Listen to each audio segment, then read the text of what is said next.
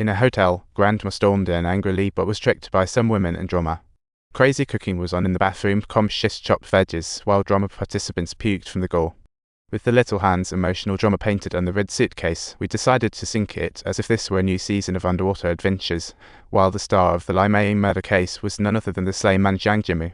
After Jiang left the shop last night, he vanished without a trace, like a little deer wandering into a maze, which made the whole investigation more hilarious. So we quickly fired up the emergency pursuit plan. His phone's exit ban request shows Jiang as a pro at escaping, tracking him as more thrilling than a pop star chase. We thoroughly traced suspected Jiang's movements and ventured to his phone's last shutdown spot, resembling a reality adventure. Soon, his car was found in the parking lot. The scene was blocked as if in an action movie. Police arrived orderly, but the car was spotless, true to the cleaning crew style. The dashcam was removed, all trace evidence vanished. Police preliminary view, a well-planned drama. Footage shows Jiang vanished upon entry a missing person script. Service area manager provided a clue. This sprawling mountain had no other paths, except for whispers, and Jiang left the store last night at 9 p.m. He was back home for less than 5 minutes, quicker than a package delivery, and his wife was puzzled by Jiang's absence, creating a clear paradox. Even weirder, Jiang drove to Yingping Reservoir at 2 a.m., lingering in the secret waters for over 3 hours.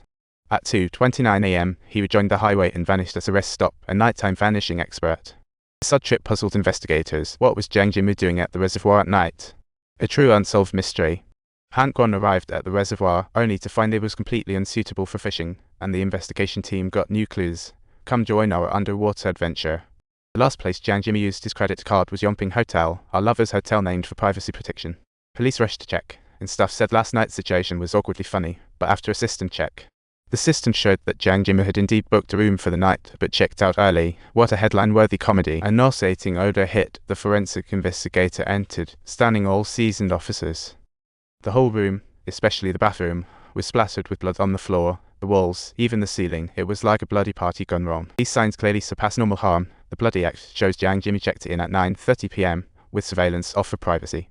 However, staff revealed that last night, the 5th floor received multiple complaints due to loud music. It was like a crazy musical party. By 2 a.m., someone spotted a man in red pants carrying a red suitcase leaving, and the police immediately took note, exclaiming, "This is just Jiang wore red pants that day," making each step thrilling like a suspense drama. The drag marks were key clues. Frontline workers, in heavy gear, searched the water and, after hours, hauled out a heavy red suitcase like treasure hunters. When the suitcase was pulled ashore, everyone held their breath, cautiously unzipping it, and the scent wafted out like a stinky tofu explosion. Inside the suitcase was a headless corpse. Although it had been soaking for some time, from the clothing and build, it was most likely the missing Jiang, leaving everyone at the scene in shock. No head, no hands, which made identity verification very difficult. Such professional methods indicated the killer knew a lot about high-tech stuff, prompting the police to widen their search area. The case had turned from a missing person investigation to a thriller. Meanwhile, Elio re-evaluated the case, listing Jiang's traits, violence, impulsivity, addiction like analyzing a drama.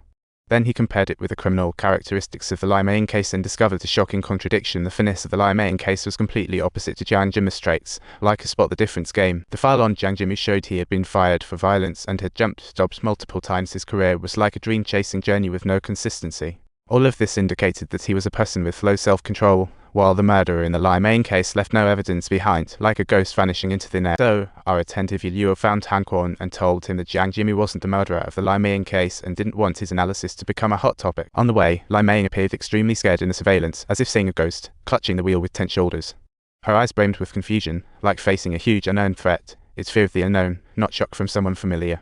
Thus, Limeing's real killer was a stranger, not Jiang, in a frantic hunter truth thriller.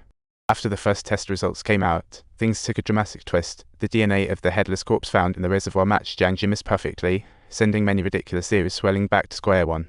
The real killer was still at large, and another murder case had been added. Han John raised a crucial question.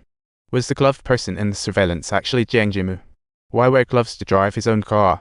This oddity left everyone dumbfounded. We had to trace back to the source and thoroughly investigate Jiang's whereabouts at the moment of disappearance, rechecking the surface area surveillance. The investigator then found Jiang's nanny and started questioning about his legendary stories. Nanny vaguely said Jiang's temperament changed years ago, like seeing an alien, complicating the investigation.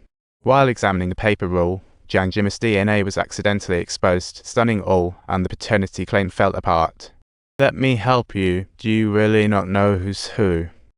I don't know. I thought it was his mom. So, Jiang received a call from a black phone that day, lasting no more than 47 seconds, right near his home, and the call content became the biggest mystery. Subtitles. Why was the other party able to make him leave within such a short period of time? His hotel reservation details came to light, yet the check-in time didn't align with the surveillance footage. It was just like solving a riddle. Everything seemed to be deliberate, like a meticulously scripted drama, with financial ties making things more complicated. What am I supposed to do then? You should go and investigate the CCTV around the lounge area. There's an abundance of it. This truly felt like opening up yet another chapter of the story. After entering, the investigator analyzed and interviewed Jiang's wife, Zhu. Her actions were more thrilling than a TV drama. Zhu spoke of her deceased grandmother and sister without a trace of sorrow, yet when discussing her room, she exploded with anger like a volcanic eruption.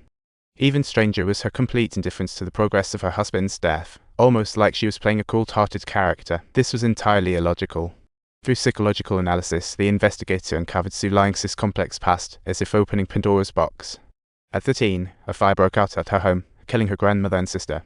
This left her unusually calm about death, earning her the title Calm One Towards Death.